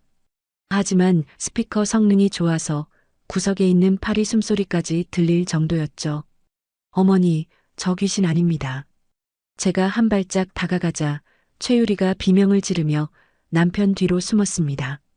오지 마, 오지 마요. 이 괴물. 괴물? 내가 괴물이면 너희들은 악마지. 저는 붉은 립스틱이 번진 듯한 미소를 지으며 최유리를 쏘아봤습니다. 유리야, 너 아까 대기실에서 그랬지? 과거를 아는 사람이 올까봐 무섭다고. 걱정 마. 내가 왔으니까. 너희들의 그 더럽고 추악한 과거, 낱낱이 알고 있는 유일한 증인인 내가 왔잖아. 축하해주러. 그리고 시선을 돌려 바닥에 주저앉아 젖은 바지를 가리고 있는 남편 박철수를 봤습니다. 눈이 마주치자 놈은 히익하고 헛바람을 들이키며 고개를 돌렸습니다. 얼굴이 흑빛이 되어 숨도 제대로 못 쉬더군요. 심장마비라도 올까봐 걱정되냐고요? 아니요. 지금 죽으면 재미없죠. 더 고통받아야 하니까요. 여보, 왜 그래? 나 보고 싶었다며. TV 나와서 그렇게 울고 불고 찾았잖아. 그래서 내가 왔어. 지옥 밑바닥에서 기어 올라왔다고. 저는 허리를 숙여 남편의 귓가에 대고 마이크를 통해 모두가 들을 수 있게 또박또박 말했습니다. 당신이 내 명의로 든 생명보험 5억, 그거 유리랑 잘 썼어? 명품 사고, 외제차 사고, 이 호텔 빌리는데 펑펑 썼지? 근데 어쩌지? 나 아직 안 죽었거든. 식장 안이 헉? 하는 소리로 가득 찼습니다. 하객들은 이제야 상황 파악이 된 듯 핸드폰을 꺼내 이 막장 드라마 같은 상황을 찍기 시작했습니다. 여기저기서 플래시가 터졌습니다. 찰칵, 찰칵, 찰칵. 그 플래시 세례는 마치 저를 위한 스포트라이트이자 저 죄인들을 향한 심판의 화살 같았습니다. 저는 몸을 일으켜 하객들을 향해 섰습니다. 당당하게 어깨를 펴고 턱을 치켜들었습니다. 오늘의 주인공은 신랑 신부가 아니라 바로 저 이미자입니다. 여러분, 죄송합니다. 오늘 결혼식은 취소됐습니다. 신랑 신부가 아주 큰 빚이 있거든요. 돈 빚이 아니라 사람 목숨 빚이요.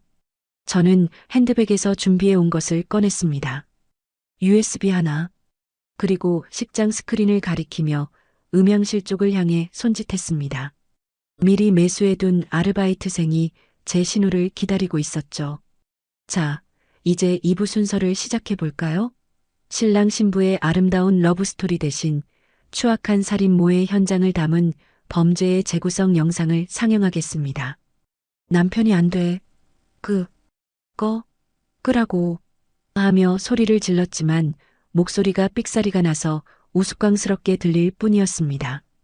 최유리는 드레스 자락을 밟고 넘어지면서도 도망가려고 발버둥 쳤지만 이미 출구 쪽에는 제가 신고해서 출동한 경찰들이 들어오고 있었습니다. 파란 제복을 입은 경찰들이 들이닥치자 시어머니는 아이고, 다 죽네 하며 진짜로 거품을 물고 기절해버렸습니다. 연기가 아니라 실신이더군요. 쌤통입니다. 저는 다시 마이크를 잡았습니다. 그리고 공포와 절망에 빠진 박철수의 눈을 똑바로 바라보며 오늘의 마지막 대사이자 저승사자의 선고를 내렸습니다. 자기야, 왜 그렇게 놀라? 당신이 내 명의로 든 생명보험 말고 내가 당신 몰래 들어놓은 배신자 처단 보험 만기가 바로 오늘이잖아. 이자까지 쳐서 아주 톡톡히 받으러 왔어. 약 먹였으니까 곧 잠들 거야. 보험금 나오면. 그 적나라한 목소리가 식장에 울려 퍼지는 순간 저는 봤습니다. 남편의 눈에서 영혼이 빠져나가는 것을, 그리고 제 가슴 속 응어리가 뻥 뚫리며 시원한 바람이 불어오는 것을. 아, 상쾌하다. 바닷바람보다 더 시원하고 샴페인보다 더 짜릿한 이 맛. 이게 바로 복수의 맛이군요. 저는 아수라장이 된 식장 한가운데서 난생 처음으로 가장 환하고 아름다운 미소를 지었습니다. 여러분, 바벨탑 이야기 아시죠? 하늘 높은 줄 모르고 쌓아 올리던 인간의 욕망이 신의 분노 한 번에 와르르 무너져 내린 그 탑 말입니다. 지금 제 눈앞에서 그 바벨탑이 무너지고 있습니다. 그것도 아주 처참하고 우스꽝스럽게 말이죠. 대형 스크린에서는 여전히 그날 밤의 진실이 흘러나오고 있습니다. 화질도 선명한 제 블랙박스 영상. 파도 소리가 배경음악처럼 깔리고 남편 박철수의 목소리가 식장 스피커를 찢을 듯 울려 퍼집니다. 유리야, 걱정 마. 이 바다에 빠지면 시신도 못 찾아. 물살이 세거든. 그냥 실족사로 처리하면 그만이야. 보험금 5억이면 우리 빚 다 갚고 떵떵거리며 살 수 있어. 자기 진짜 천재다. 그 아줌마 수영도 못하잖아. 완벽해. 빨리 처리하고 와. 나 추워. 어머, 세상에. 미친 거 아니야? 저게 사람 새끼들이야? 와, 소름 돋아. 저런 짓을 하고 뻔뻔하게 결혼식을 해? 하객석은 이제 결혼식장이 아니라 돗대기 시장이 되었습니다. 사람들은 더 이상 신랑 신부를 축복의 눈으로 보지 않습니다. 그들의 눈빛은 경멸, 혐오, 그리고 호기심으로 번들거립니다. 스마트폰 수백 대가 일제히 단상을 향해 있습니다. 이 장면을 놓칠세라 SNS에 올릴 특종을 잡느라 혈안이 되어 있죠. 오늘 밤이면 전 국민이 알게 될 겁니다. 아내 죽이고 보험금 타서 상간녀랑 결혼하려던 엽기 살인마 커플의 최후를요. 남편 박철수는 스크린을 가리키며 미친 사람처럼 소리를 지르고 있습니다. 아냐, 아니라고. 저거 조작이야. 요즘 AI 기술 알지? 그거야. 딥페이크라고. 저 여자가 날 음해하려고 만든 가짜야. 여러분 믿지 마세요.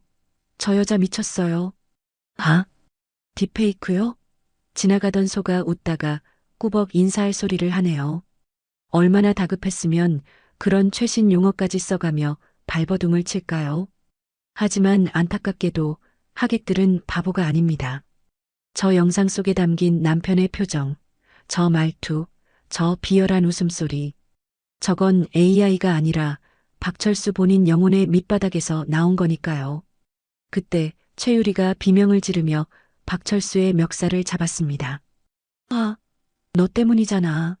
내가 완벽하다며. 아무도 모를 거라고 큰 소리 쳤잖아. 근데 이게 뭐야? 내 인생 어떡할 거야? 이거 안 나?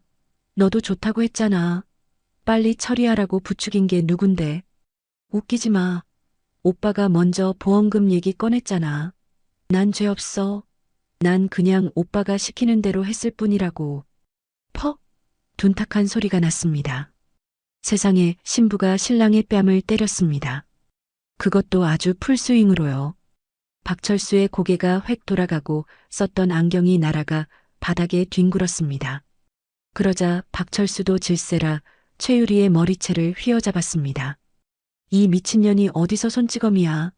내가 빚 갚아달라고 징징대서 시작한 일이잖아. 서로 엉겨붙어 싸우는 꼴이라니. 순백의 웨딩드레스는 찢어져 너덜너덜해지고 턱시도는 단추가 뜯겨나갔습니다.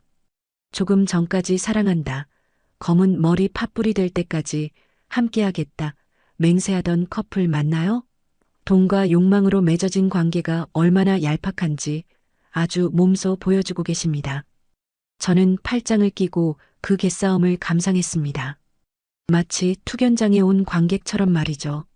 더 싸워라, 더 물어뜯어라.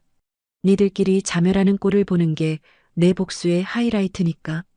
그 난리통 속에 기절했던 시어머니 김말자 씨가 부스스 눈을 떴습니다. 상황 파악이 안 되는지 멍하니 주위를 둘러보더군요.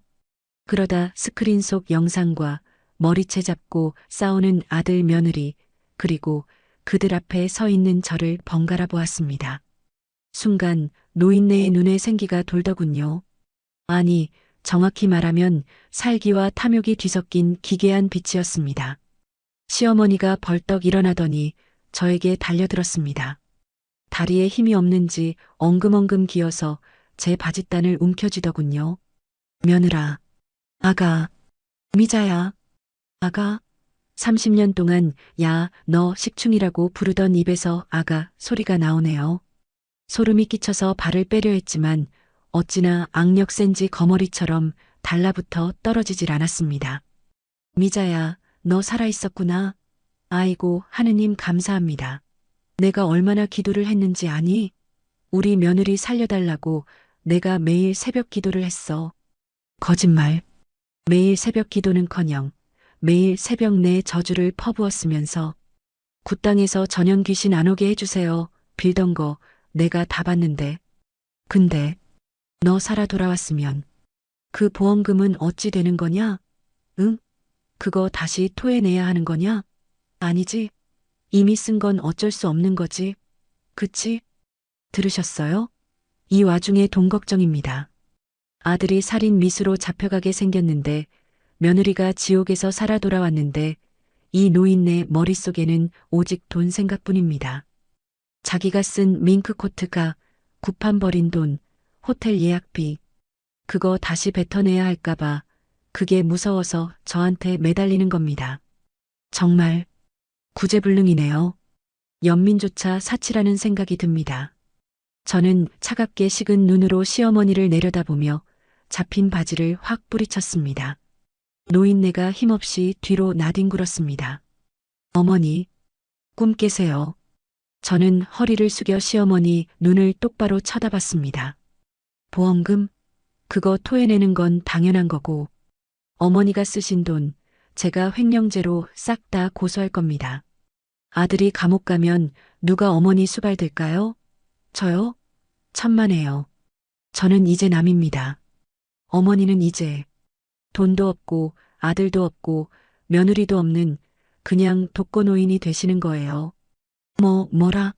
이 독한 년, 천벌 받을 년, 시어미한테 그게 할 소리냐? 시어머니가 바닥을 치며 통곡을 시작했습니다. 아이고 내 팔자야. 며느리 잘못 들여서 집안이 망했네. 전현이 살아서 돌아오는 바람에 다 망했어. 차라리 죽지. 왜 살아서 이 난리를 쳐. 칵 죽어버리지. 본심이 나왔네요. 차라리 죽지 그랬냐고.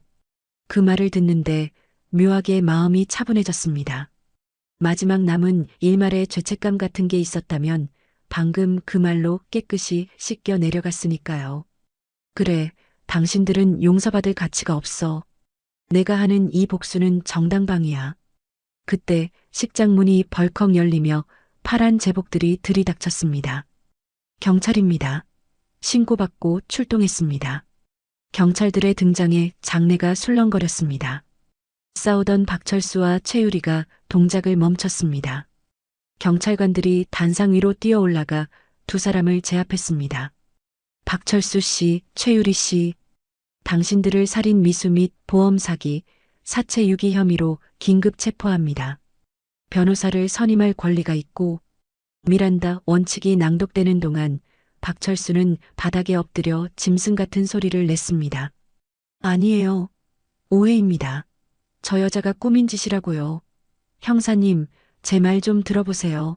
억울합니다. 수갑이 철컥하고 채워졌습니다. 그 차가운 금속음이 식장의 웅장한 스피커를 타고 울려 퍼졌습니다. 결혼 반지 대신 수갑. 참으로 어울리는 예물 교환식이네요. 최유리는 여자 경찰관에게 끌려가면서도 악을 썼습니다. 이거 내 드레스 찢어지잖아. 이거 얼마짜린 줄 알아? 너네가 물어낼 거야? 안 나. 드레스요? 이제 곧 죄수복으로 갈아입을 텐데 드레스가 무슨 소용입니까? 찢어진 드레스 사이로 보이는 그녀의 맨살이 그녀의 얄팍한 양심처럼 초라해 보였습니다. 경찰이 시어머니 김말자 씨에게도 다가갔습니다. 할머니, 참고인 조사가 필요하니 같이 가셔야 합니다. 내가 왜? 난 죄 없어. 난 아무것도 몰라. 다 저것들이 한 짓이야. 난 밥만 먹으러 왔어.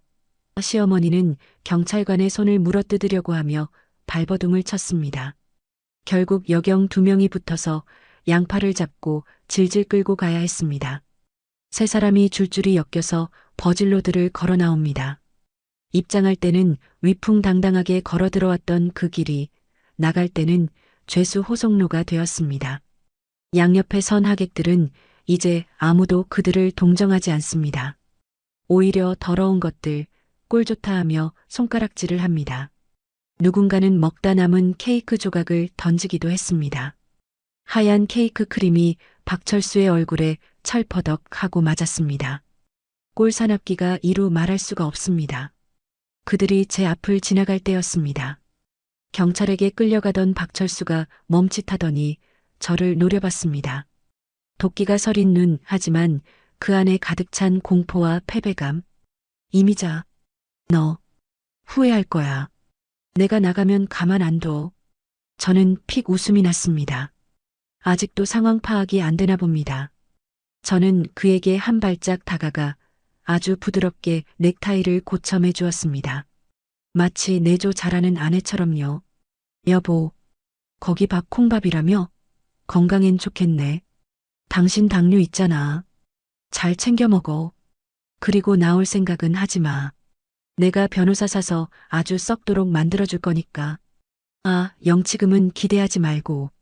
내가 숨겨둔 비상금 통장까지 내가 다 찾았거든. 뭐? 비상금? 박철수의 동공이 지진 난 듯 흔들렸습니다. 그거 하나 믿고 있었나 본데 어쩌죠? 제가 그 집 안방마님으로 30년을 살았는데 당신이 어디에 돈 숨기는지 모를까 봐요. 장롱 밑 깊숙한 곳, 낡은 양말 속에 넣어둔 통장. 이미 제가 며칠 전에 다 찾아서 기부했습니다. 당신 이름으로요. 속지 않은 마음으로 기부합니다라고 써서. 그러니 당신은 이제 정말 빈털털이야. 가시죠. 경찰관이 박철수의 팔을 거칠게 잡아 끌었습니다. 미자야. 여보. 내 돈 내놔. 비명처럼 지르는 소리가 멀어집니다. 최유리는 훌쩍거리며 고개를 푹 숙인 채 끌려가고 시어머니는 아이고 내 돈, 아이고 내 팔자곡을 하며 끌려갑니다. 식장 문이 닫혔습니다. 쾅 마이너스 그 육중한 소리와 함께 그들의 세상은 끝났습니다. 식장 안에는 이제 저와 웅성거리는 하객들, 그리고 엉망진창이 된 꽃장식들만 남았습니다. 사람들의 시선이 다시 저에게 쏠립니다. 이번에는 비난이나 조롱이 아닌 두려움과 경외감이 섞인 눈빛들입니다. 저 여자 보통 아니다. 건드리면 큰일 나겠다 하는 그런 눈빛들이요. 저는 깊은 숨을 내쉬었습니다. 후 마이너스 가슴속에 꽉 막혀있던 돌덩이가 쑥 빠져나간 것 같은데 이상하게도 마음 한구석이 뻥 뚫린 것처럼 허전합니다. 통쾌할 줄 알았는데, 박수치며 웃을 줄 알았는데, 막상 저 쓰레기들이 치워지고 나니 남는 건 난장판이 된 자네들 뿐이네요. 마치 제 지난 30년 인생처럼요.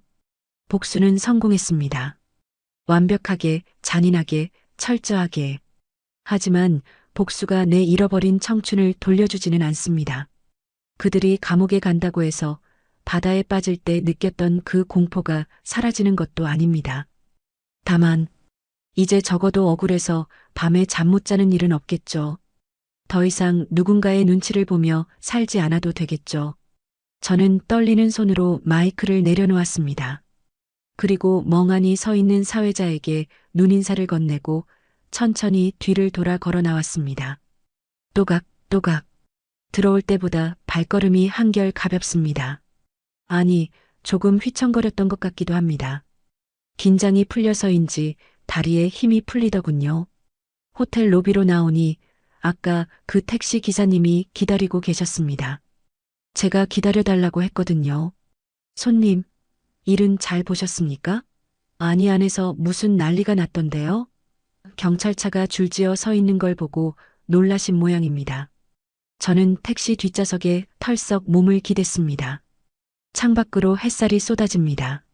아까는 저 햇살이 얄밉게만 느껴지더니 지금은 참 따뜻하네요. 눈물이 한 방울 툭 떨어졌습니다. 슬퍼서 우는 게 아닙니다.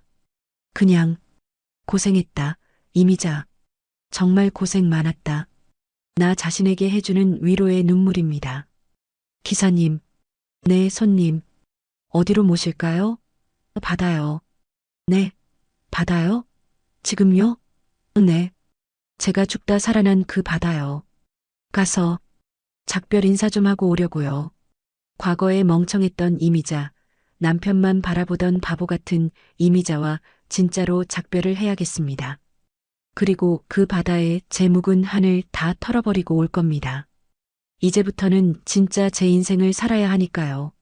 택시가 출발했습니다. 백미러로 멀어지는 호텔을 보며 저는 입가에 묻은 립스틱을 손등으로 쓱 닦아냈습니다. 붉은 자국이 번졌지만 상관없습니다. 이제 화장 따위 안 해도 누구보다 당당하게 살 거니까요. 자, 여러분. 이제 마지막 이야기만 남았네요. 복수의 끝에서 제가 무엇을 찾았는지, 그리고 60이 다 된 나이에 어떻게 다시 일어섰는지, 그 희망찬 이야기를 들려드릴게요. 아직 채널 돌리지 마세요. 진짜 해피엔딩은 이제부터니까요. 바람 냄새가 참 좋습니다. 예전에는 바다 냄새만 맡으면 소금물에 코가 맵고 숨이 턱 막히는 것 같았는데 지금 이 바람에서는 돈 냄새, 아니 성공의 향기가 납니다. 안녕하세요, 여러분. 저 이미자입니다. 아니, 이제는 주식회사 미잔의 식탁의 대표이사 이 대표라고 불립니다. 그 난리법석이 있었던 결혼식장에서 딱 1년이 지났네요. 계절이 한 바퀴 돌고 다시 봄이 왔습니다. 제 인생에도 드디어 봄이 왔고요. 저는 지금 제 집무실에서 창밖을 내려다보고 있습니다. 저 멀리 바다가 보입니다. 1년 전 저를 삼키려 했던 그 검푸른 바다가 지금은 햇살을 바다보석처럼 반짝이고 있네요. 참 아이러니하죠? 저를 죽이려 했던 곳을 바라보며 매일 아침 오늘도 파이팅 을 외치고 있으니 말입니다. 하지만 이제 저 바다는 저에게 공포가 아닙니다. 제가 다시 태어난 고향이자 저를 강하게 만들어준 스승입니다. 많은 분들이 궁금해하실 겁니다. 그 인간들 어떻게 됐어? 하고요. 궁금하시죠? 아주 속이 뻥 뚫리다 못해 소화제가 필요 없을 정도로 시원한 소식 전해드릴게요. 먼저 제 전남편, 아니 수감번호 3840번 박철수 씨, 징역 12년 받았습니다. 살인 미수에 보험 사기, 거기다 제가 찾아낸 횡령 증거까지 더해져서 아주 종합 선물 세트로 형량을 받았습니다. 들리는 소문으로는 감옥 생활 적응을 아주 힘들어하고 있답니다. 평소에 제가 차려주던 따뜻한 밥 아니면 입에도 안 대던 양반이 콩밥에 단무지 씹으려니 목이 메겠죠. 게다가 지병인 당뇨가 심해졌는데 거기서 누가 당 관리해 줍니까? 제가 30년 동안 현미밥 짓고 야채 데쳐서 혈당 관리해 줬던 건 싹 잊고 상간녀랑 샴페인 마셔대더니 꼴 좋게 됐습니다. 지금은 합병증이 와서 눈도 침침하고 다리도 저리다고 징징댄답니다. 변호사를 통해 저한테 편지를 보냈더라고요. 미자야, 내가 잘못했다. 한 번만 면회 와주라. 영치금 조금만 넣어주면 안 될까? 내가 나가면 평생 속죄하며 살게. 제가 그 편지 어떻게 했는지 아세요? 읽자마자 구겨서 사무실 쓰레기통에 슛하고 골인시켰습니다. 답장은 안 썼습니다. 무풀이 악플보다 더 무서운 법이니까요. 그냥 철저하게 잊혀지는 것, 그게 그 인간에게 줄 수 있는 가장 큰 형벌 아니겠습니까? 그리고 그 옆방, 은 아니겠지만 여자 교도소에 있는 최유리. 그녀는 징역 8년 받았습니다. 재판 과정이 아주 볼만했습니다. 서로 형량 줄이겠다고 법정에서 아주 개싸움을 하더군요. 박철수는 저 젊은 년이 나를 꼬셨다. 시키는 대로 했을 뿐이다라고 하고 최유리는 이 늙은이가 돈으로 나를 회유했다. 나는 협박당했다라고 하고 사랑, 운명, 돈 떨어지고 감옥 문 앞에 서니까 그딴 건 휴지 조각보다 못하더군요. 최유리는 감옥에서 매일 밤 운답니다. 화장품도 없고 예쁜 옷도 없는 그곳에서 자신의 젊음이 썩어가는 걸 견딜 수가 없겠죠. 꽃다운 나이에 정가자 꼬리표 달았으니 출소해서도 어디 가서 얼굴 들고 살겠습니까? 뭐 자업자득입니다. 남의 눈에 피눈물 내면 제 눈에는 피고름이 나오는 법이니까요. 자, 그리고 마지막 하이라이트. 우리, 아니, 저기 김말자 씨, 제 시어머니였던 분. 그분은 어떻게 지내실까요?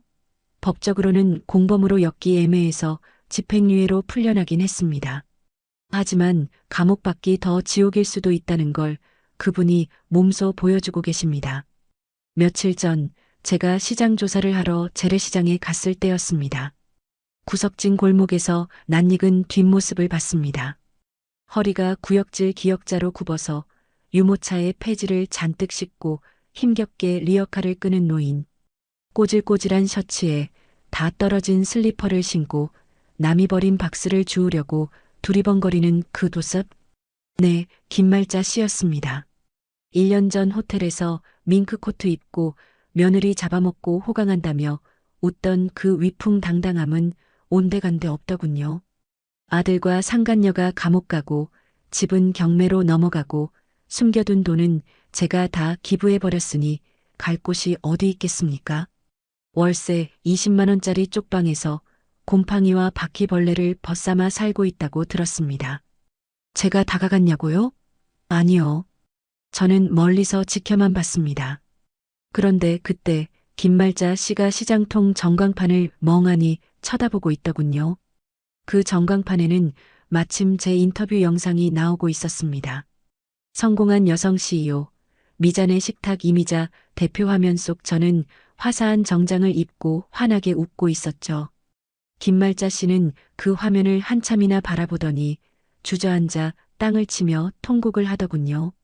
아이고, 저게 내 며느린데. 내가 복을 걷어찼어. 아이고, 내 팔자야. 지나가던 사람들이 미친 할머니 또 시작이네 하며 혀를 찼습니다. 그 모습을 보는데 마음이 짠했을까요? 솔직히 말씀드리면 아니요. 짠하지 않았습니다. 그냥 인과응보라는 사자성어가 참 무섭도록 정확하구나 하는 생각만 들었습니다. 제가 도와줄 수도 있었습니다. 돈 몇 푼 쥐어줄 수도 있었겠죠. 하지만 그러지 않았습니다. 그건 자비가 아니라 그 노인의 남은 자존심마저 짓밟는 일일 테니까요. 그리고 무엇보다 저는 성인군자가 아닙니다. 저는 그저 제 인생을 되찾은 평범한 인간일 뿐이니까요. 스스로 뿌린 씨앗, 스스로 거두며 남은 생을 반성하시길 바랄 뿐입니다. 자, 이제 칙칙한 얘기는 그만하고 제 자랑 좀 해볼까요? 저는 요즘 눈코 뜰 새 없이 바쁩니다. 제가 만든 반찬 브랜드 미잔의 식탁이 대박이 났거든요. 30년 동안 시집살이하며 갈고 닦은 그 손맛, 그게 제 무기였습니다. 시어머니가 짜다, 싱겁다, 맛대가리 없다며 밥상을 엎을 때마다 저는 이를 악물고 다시 간을 맞췄습니다. 그때 흘린 제 눈물이 양념이 되어서일까요? 사람들이 제 반찬을 먹으면 엄마가 해준 맛이다. 눈물나게 맛있다며 극찬을 해줍니다. 백화점에도 입점했고 얼마 전에는 홈쇼핑에서 매진까지 기록했습니다. 통장에 찍히는 숫자요? 호호. 남편이 절 죽여서 타려던 5억? 그거 이제 제 한 달 매출도 안 됩니다. 제가 제 능력으로 떳떳하게 번 돈으로 제 통장을 채우니 그렇게 뿌듯할 수가 없습니다. 얼마 전에는 저를 위한 선물도 하나 샀습니다. 남편 눈치 보느라 못 샀던 빨간 스포츠카? 아닙니다. 다이아몬드 반지? 그것도 아닙니다. 바로 나만의 시간입니다. 주말이면 저는 혼자 예쁜 카페에 가서 책도 읽고 배우고 싶었던 꽃꽂이도 배웁니다. 누구 밥 차려줄 걱정 안 하고 내가 먹고 싶은 파스타 사 먹고 내가 가고 싶은 곳으로 여행을 떠납니다. 예전에는 가족을 위해서라는 핑계로 저를 뒷전으로 밀었는데 이제는 제가 제 인생의 1순위입니다. 거울을 보면 주름은 좀 늘었지만 표정은 30대 때보다 훨씬 밝습니다. 성형수술이요? 그런 거 안 해도 됩니다. 자신감과 통장 잔고가 최고의 보톡스더군요. 그리고 저 썸도 탑니다. 어머, 놀라셨나요? 문화센터에서 만난 꽃꽂이 선생님인데 저보다 3살 연하입니다. 젠틀하고 말도 잘 통하고 무엇보다 저를 누군가의 아내나 엄마가 아닌 이미자 씨라고 불러줍니다. 미자 씨는 꽃보다 웃는 게 더 예뻐요. 그런 닭살 돋는 멘트를 날리는데 싫지가 않네요. 남편한테 평생 못 들어본 사랑 고백을 환갑 다 되어서 듣고 있습니다. 아직 재혼 생각은 없지만 연애는 뭐 필수 아닌가요? 인생은 60부터라는데 이제 겨우 시작인걸요. 여러분, 제 이야기를 지금까지 들어주셔서 감사합니다. 제가 이 긴 이야기를 통해 꼭 드리고 싶은 말씀이 있습니다. 혹시 지금 이 순간에도 남편 때문에, 자식 때문에, 혹은 고된 시집살이 때문에 눈물 흘리고 계신 분들 있으신가요? 나는 왜 이렇게 살아야 하나, 죽지 못해 산다 하며 한숨 쉬는 분들 있으신가요? 제발 그런 생각하지 마세요. 저 같은 사람도 살아났습니다. 남편에게 살해당할 뻔하고 바다에 버려졌던 저 같은 여자도 이렇게 보란 듯이 황후처럼 다시 일어섰습니다. 여러분의 인생은 누군가의 희생양으로 끝나기엔 너무나 소중합니다. 참지 마세요. 억울하면 소리 지르시고 갖고 싶은 게 있으면 사세요. 가족을 위해 헌신하는 것, 물론 숭고하고 아름답습니다. 하지만 그 헌신 속에 나 자신이 없다면 그건 껍데기뿐인 삶입니다. 내가 행복해야 내 자식도 행복하고 세상도 아름다워 보이는 법입니다. 저 밖을 보세요. 세상은 넓고 맛있는 것 많고 즐길 거리는 넘쳐납니다. 늙었다고요? 늦었다고요? 천만에요. 오늘이 우리 남은 인생 중에서 가장 젊은 날입니다. 저는 가끔 제 손목에 있는 흉터를 봅니다. 예전에는 이 흉터가 부끄러워서 긴 소매로 가리고 다녔습니다. 하지만 이제는 당당하게 내놓고 다닙니다. 이 흉터는 상처가 아니라 훈장이거든요. 죽음과 싸워 이긴, 지옥에서 살아 돌아온 승리자의 표식이니까요. 마치 깨진 도자기를 금으로 붙여서 더 비싼 예술품으로 만드는 것처럼 제 인생의 상처들은 이제 저를 더 빛나게 해주는 황금 장식이 되었습니다. 방송을 마치고 나면 저는 다시 바다로 갈 생각입니다. 이번에는 혼자가 아닙니다. 제 곁을 지켜주는 든든한 직원들, 그리고 저를 응원해주는 여러분의 마음을 안고 갑니다. 가서 소리 한번 크게 지르려고요. 원망이나 저주가 아닌 감사의 외침을요. 고맙다 바다야. 내가 날 뱉어내준 덕분에 내가 진짜 이미자로 다시 태어났다. 나 진짜 잘 먹고 잘 살 거다. 누구보다 행복하게 징글징글하게 오래 살 거다. 어머님들, 그리고 언니, 동생 여러분. 우리 인생, 남은 페이지는 우리가 직접 씁시다. 눈물 젖은 휴지는 쓰레기통에 버리고 화려한 금박 펜을 드세요. 그리고 꾹꾹 눌러 쓰세요. 나는 세상에서 제일 소중한 사람이다. 나는 오늘부터 황후로 산다. 제 복수극은 여기서 끝이지만 여러분의 인생 성공 드라마는 이제 막 1회를 시작했습니다. 주인공은 바로 여러분입니다. 무대 위 조명이 켜졌습니다. 당당하게 걸어 나가세요. 그 누구보다 아름다운 당신을 위해 제가 객석 제일 앞줄에서 기립박수를 보내겠습니다. 브라보. 당신의 인생. 파이팅. 이미자. 그리고 파이팅. 대한민국의 모든 어머님들. 지금까지 지옥에서 돌아와 천국을 만든 여자 이미자였습니다. 감사합니다. 사랑합니다. 인생 60부터가 진짜 시작이에요. 나를 위해 사세요. 인생 60부터가 진짜 시작이에요. 이 마지막 한마디는 단순한 대사가 아니라 답답한 현실을 살아가는 모든 시니어들의 가슴을 울리는 희망의 팡파르가 되어 귓가에 맴돕니다. 모든 시니어분들을 응원합니다.